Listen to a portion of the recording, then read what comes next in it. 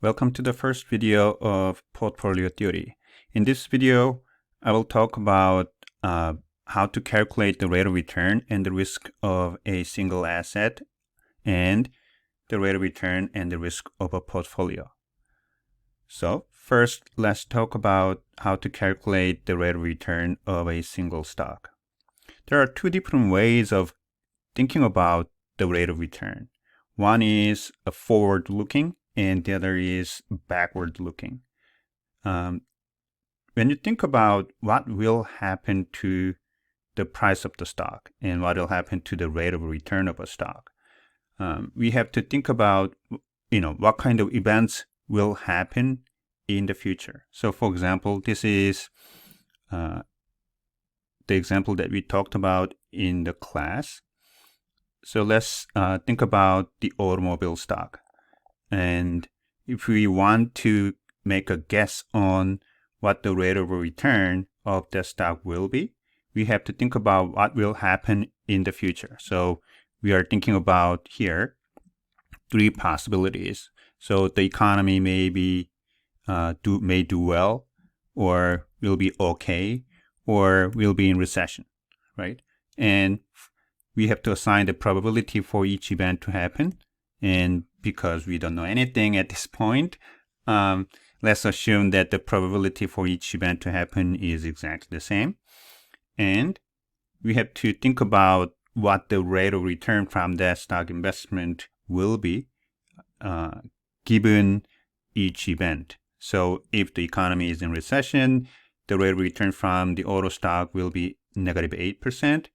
If the economy does really well, then the rate of return will be 18%. So in this case, the rate of return becomes a random variable, right? Because depending on the status of the economy, the rate of return will change.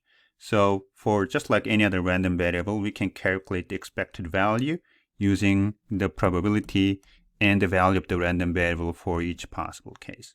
So that's how we calculate the expected rate of return of a single stock.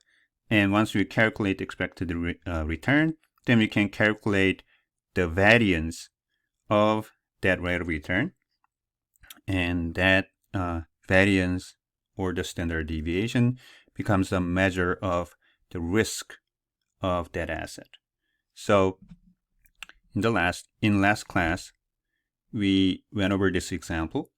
So when we calculate the expected value of the rate of return, right here, you can easily say that the expected return is 5%, which is just the weighted average of the rate of return for each possible case. So with the probability of 1/3, the return will be negative 8%. With another 1/3, return will be 5%. With 1/3, the return will be 18%. So when we calculate this probability weighted average, that becomes the expected return. So in this case, expected return of a auto stock is 5%, right? And then the risk of this stock is measured by the variance, or the standard deviation, of the rate of return. So when you think about the variance is the weighted average of squared deviation. So we have to calculate the deviation first. So deviation is the difference between actual return and the expected return. So when the economy is in recession, the actual return will be negative 8%. So the deviation is the difference between negative 8% and the expected return, which is 5%. So the deviation is negative 13. And in case of the normal condition, the deviation will be 0, 5% minus 5%. And when the economy booms, the actual return will be 18%. Expected return is 5%. So deviation will be positive 13. Then we have to square the deviation, right? Then we have to calculate the weighted value of the squared deviation. Again, we are using the probability as a weight. So when we calculate the weighted average of squared deviation, we get the variance. And obviously the square root of that variance is the standard deviation. So we usually use the standard deviation of the rate of return as a measure of risk of an asset. So to summarize, the expected return is a measure that we use to calculate the rate of return, right?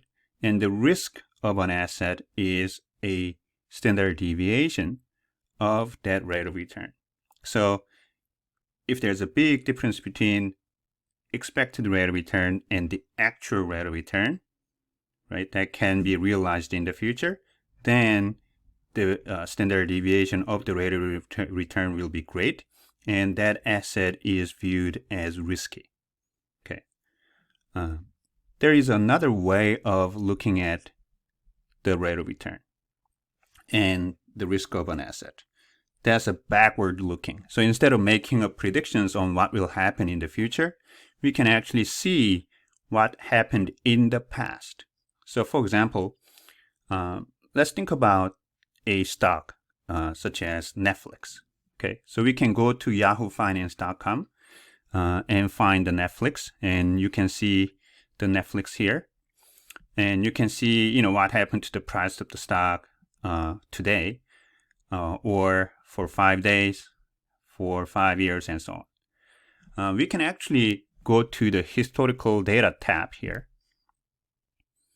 and we can download the data of the stock price.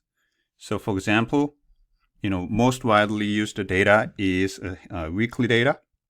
So when you click time period here, you can say 5 years, and frequency is weekly data.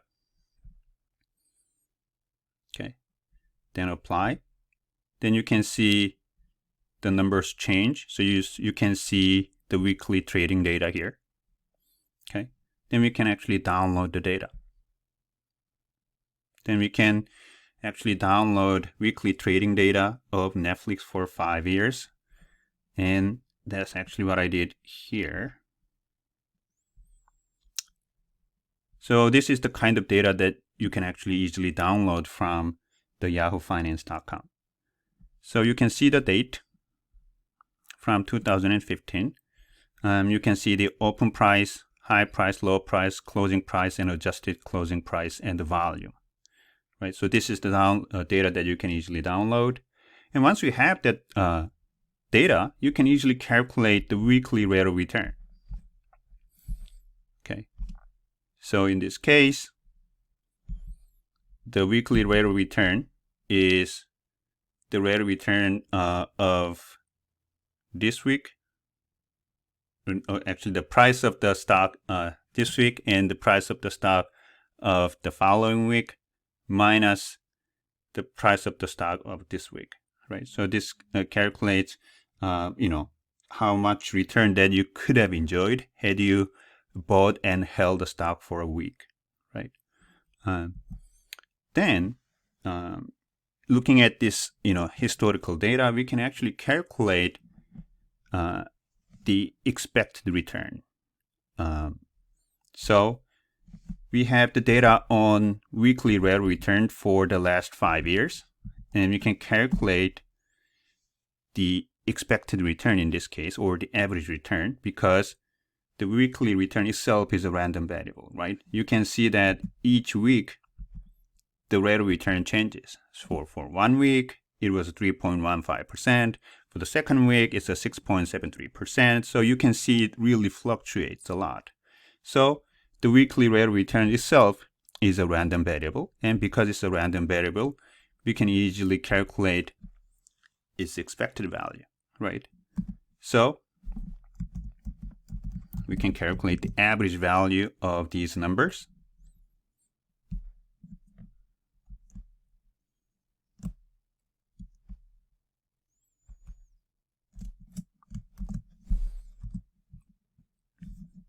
Then you can see that the average return is a 0.43%. Remember, this is a weekly return.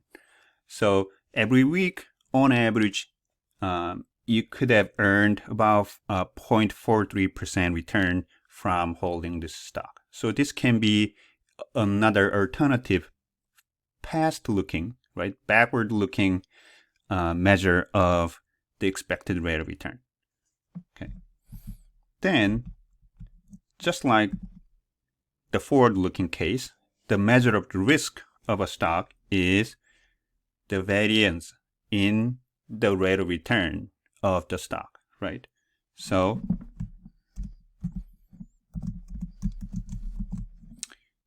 we are looking at the variance of a stock using the variance function in Excel. So we can calculate the variance.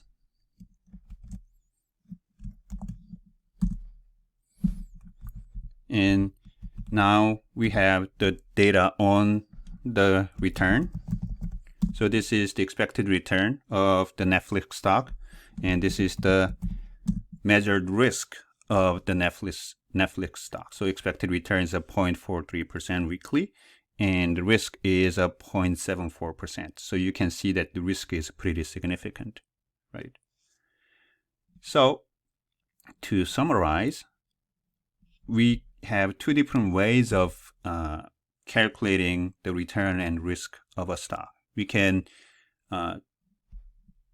think of a forward-looking return and the risk. So we can come up with the possible events to happen, and we can assign the probability and calculate the price of the stock for each possible case, and calculate the rate of return for each possible case, and calculate the expected value of that rate of return.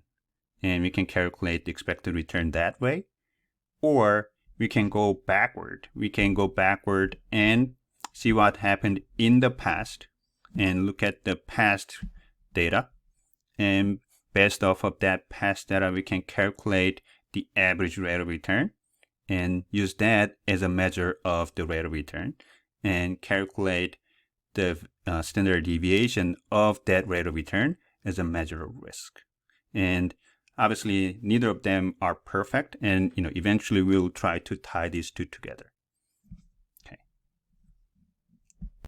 Now let's talk about the portfolio. Instead of buying a single stock, you want to create a portfolio of, to make things simple, 2 stocks. How do you calculate the rate of return and the risk of your portfolio? I created a separate Excel file for 2 different stocks. So one is the Netflix, and the other one is a very different company, which is Walmart. So we have a historical data of Netflix and the Walmart, and I calculated the expected return using the same method of the Netflix and the Walmart. And you can see Netflix has a higher return, but Netflix has a higher variance in the rate of return. So when you look at the standard deviation, which is the square root of the variance, you can see the standard deviation is pretty significant compared to the return. When you look at Walmart has a lower return, but its standard deviation is much smaller. So you can say that Walmart is safer than the Netflix. Let's say you are interested in investing in both of these companies and creating a portfolio made of these 2 stocks. Then how do you calculate the rate of return and the risk of your portfolio? So for that, you need to think about the share of each asset in your portfolio. So for example, let's say you put 40% of your money in Netflix asset and the other 60% in the Walmart asset. Then when you think about the rate of return, right? What I told you in the class was that rate of return of your portfolio depends on the share of asset that is invested in, share of your portfolio that is invested in the Netflix, right? So in this case, this will be 40% times the rate of return of Netflix plus the share of asset that is invested in the Walmart times the rate of return of the Walmart. So I told you that the rate of return of your portfolio is just the weighted average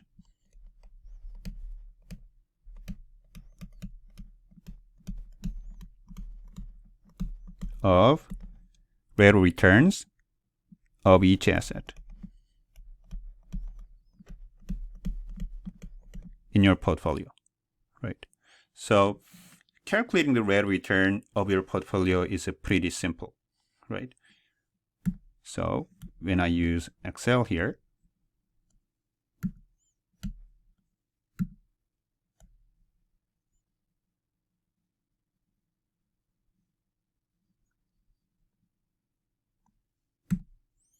because we have the share of each asset, when you think about the rate of return, the rate of return of your portfolio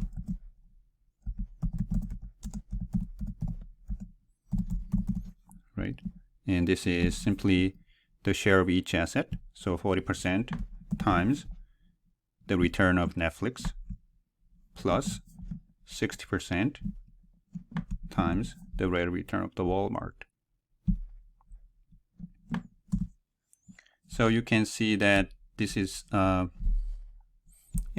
very straightforward number, pretty ugly, but so it's about 0.34%, which is the weighted average of 0.43% and 0.28%, right? So calculating the rate of return is not that difficult. What creates a problem is the risk part, right?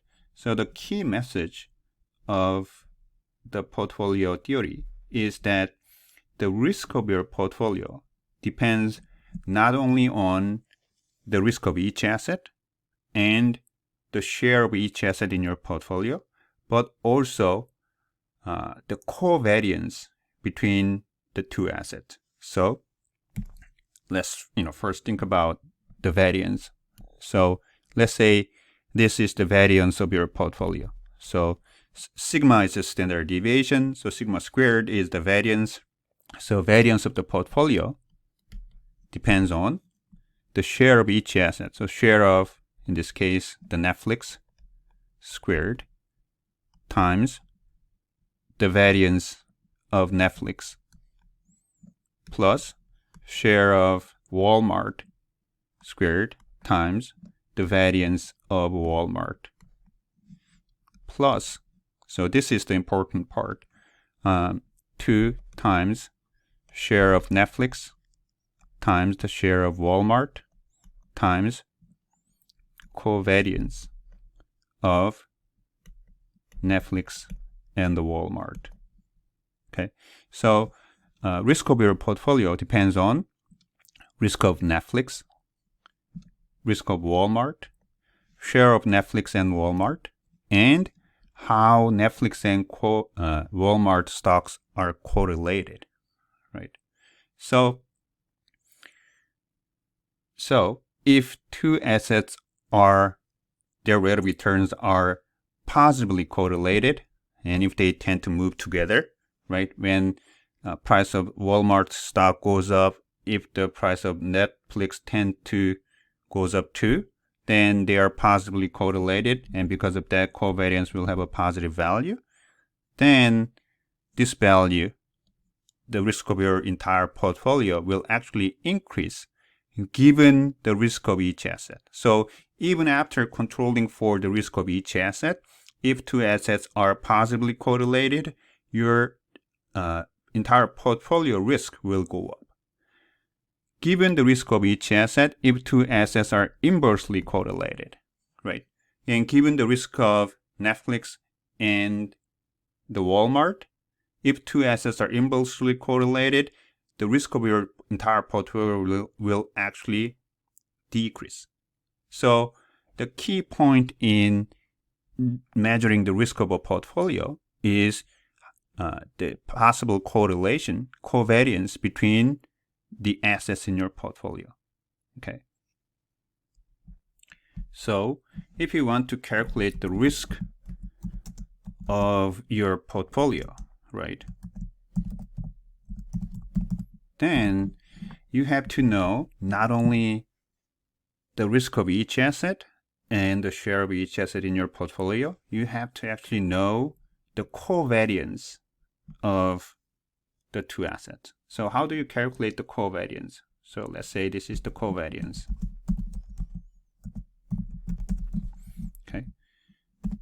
then obviously there's a function in Excel, right? So there's a covariance function.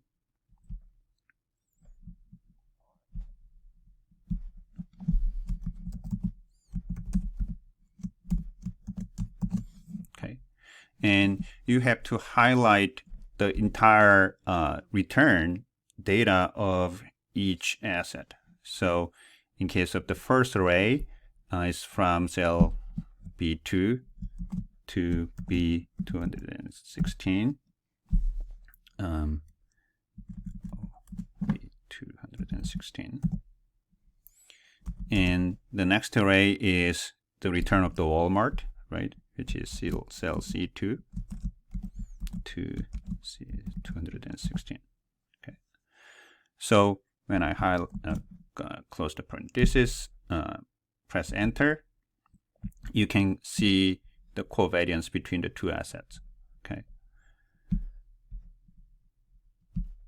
So you can see that actually these are pretty good candidates for a portfolio construction, because you can see that they are mildly inversely correlated, right? So when one does well, the other doesn't do very well, right? So they are inversely correlated, so they tend to actually counteract against the success or the failure of the other. So overall, when you invest into these two assets, they will actually reduce the risk of your entire portfolio.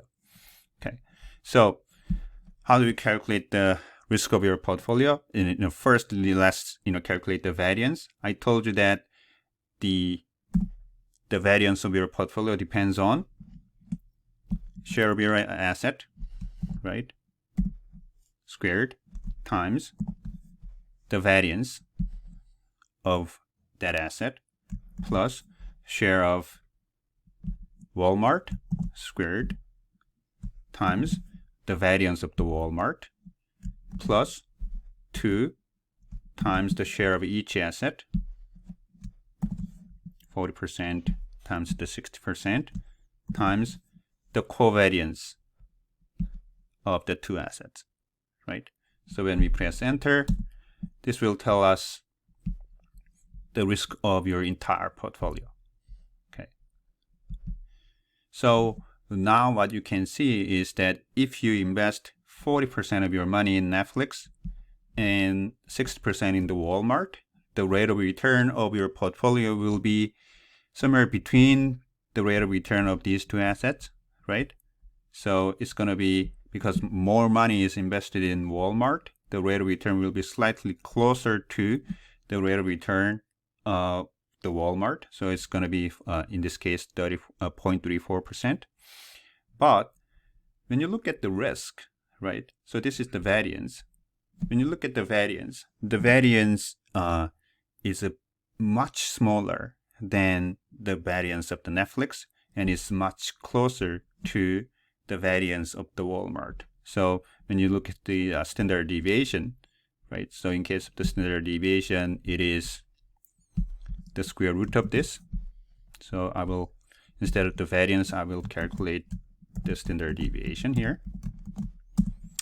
And the standard deviation is 3.77%, and it's much better than the risk of the Netflix, but it's not as safe as the Walmart. But your rate of return is greater than the Walmart. Okay. Now, after understanding that, the return of the portfolio depends on the return of each asset and the share of each asset, and the risk of a portfolio depends on the risk of each asset, share of each asset in your portfolio, and the covariance between the two assets.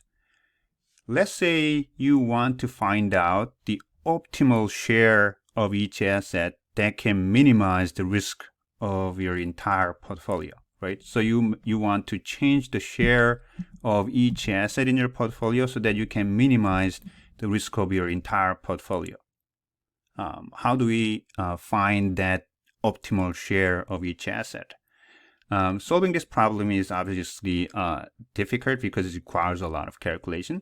So I think it would be really great if you can actually solve this problem using a solver function in Excel. So where do you get that solver function? In case of the Windows-based Microsoft Excel, you go to Insert menu and My Add-ins and click this button.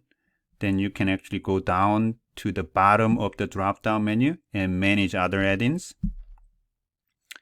And in this menu, there are a lot of things here. You go to the bottom again and manage Excel add-ins and click Go. Then you can see a lot of add-ins here. Two add-ins that are mostly widely used for the financial analysis are Analysis Toolpack and the Solver add-in. And for our case, we actually need a Solver add-in, right? So click both because we will actually use both later. So click both and click OK. Okay. Then what you will see when you actually click the Data tab is now when you look at this part, now we have Data Analysis add-in and the Solver add-in.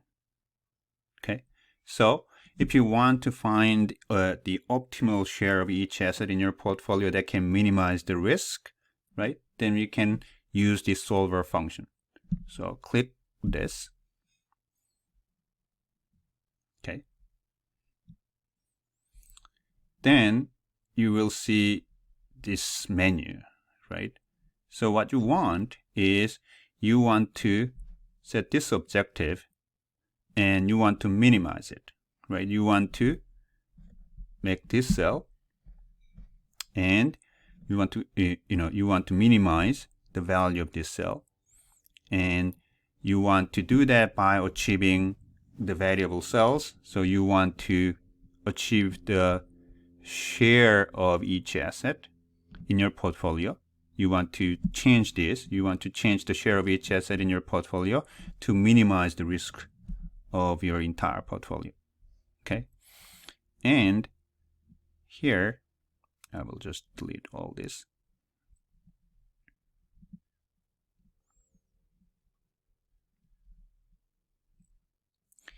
We have to add some constraint, right? The first thing that we want to say is that the share of each asset cannot be negative, right? So I want to add that share of one asset has to be equal to or larger than 0. Add, right? And also we want the share of Walmart to be larger than or equal to 0. Right? Okay. Right? Then actually there is one more constraint that we have to add, right? And that is we want the weight of the sum of the weight of each asset to be equal to 1, right? So actually we have to add that. So here, this is sum of these two weights, right? So let's go back to the solver. And solver is smart enough to record what I just typed in. So I will just add one more constraint here. So the final constraint is I want this cell, right, the sum of the weights to be equal to 1. Click OK, right? Then now you can review your problem. You want to find the weight of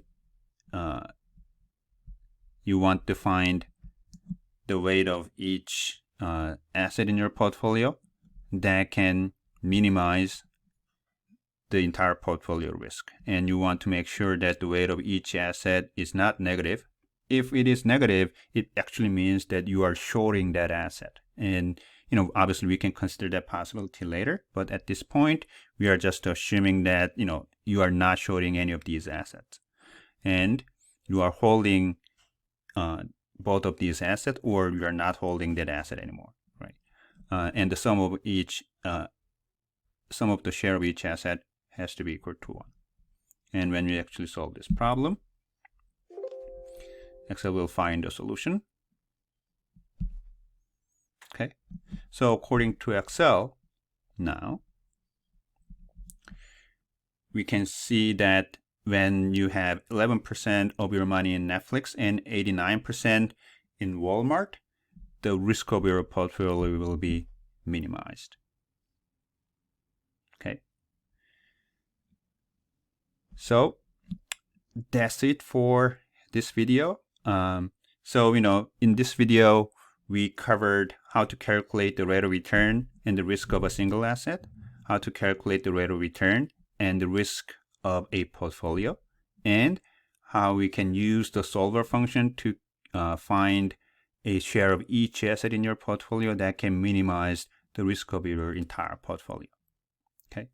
The limitations of this analysis is that, in real world, you will have a whole lot more asset than 2 assets, right? So in the next video, what I will do is I will show you how to do the same kind of analysis when you have more than 2 assets. Okay. Thank you very much.